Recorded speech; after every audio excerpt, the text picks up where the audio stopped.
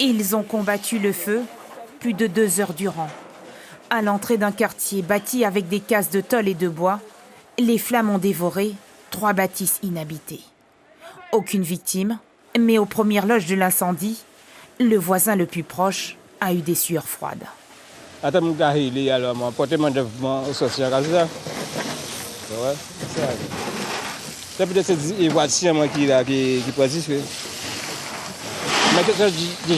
Déjà abandonné. Ça fait un problème. Les 2 espaces qui sont en feu, l'électricité n'arrivait pas dans ces endroits-là. Donc on va quand même mener l'enquête, savoir exactement ce qu'il en est. Plusieurs milliers de litres d'eau des fourgons-citernes pour venir à bout du brasier. Et des hommes en renfort pour stopper la course des flammes. À notre arrivée, sur 100 mètres carrés environ, on a trouvé 3 habitations entièrement embrasées. Le fort rayonnement a eu un impact sur les habitations, 2 habitations vis-à-vis. Donc très rapidement, nous avons fait évacuer, donc à l'aide de la police, à l'aide des forces de l'ordre, nous avons fait évacuer l'ensemble de la population aux alentours. Acte de malveillance ou négligence, l'enquête doit déterminer les causes de l'incendie. C'est l'un des plus longs conflits de ces 20 dernières années en Martinique. 5 mois et 2 semaines de mobilisation ici, devant le supermarché. 2 mois entiers de blocage du site avant une injonction du tribunal.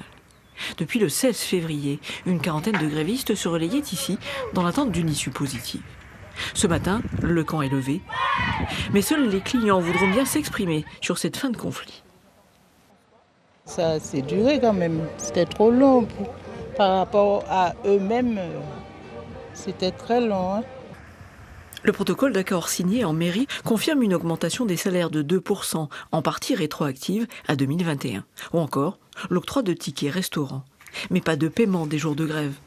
Pour le maire du François, M. Bonzoffice, entre les 2 parties, ce conflit au cœur de la ville a laissé des traces. Pour la direction contactée aujourd'hui, l'entreprise en grande difficulté ne fera pas l'économie d'une restructuration et un plan social n'est pas à exclure. À 1 heure du départ, danseurs et danseuses préparent leur flambeau. Un bambou, un morceau de toile découpé pour être imbibé plus tard de pétrole. On a coupé les bambous ce matin, du coup on a préparé nos sacs à la maison, après on est venu. Taimiti est de corvée ce soir pour imbiber de pétrole chaque morceau de toile qui sera allumé dans un instant. 40 flambeaux en tout pour illuminer le cortège. Et c'est parti pour le défilé dans le village au son des tohérés et des cris de danseurs et danseuses.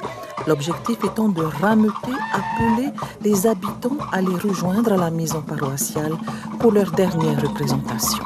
Un moment de fierté pour redanser devant eux, mais aussi pour remercier les généreux donateurs et recueillir une dernière fois d'autres dons de bienfaiteurs dans ces petites enveloppes. La somme récoltée servira à récompenser les danseurs et danseuses qui ont eu pour cette année 30 000 francs chacun.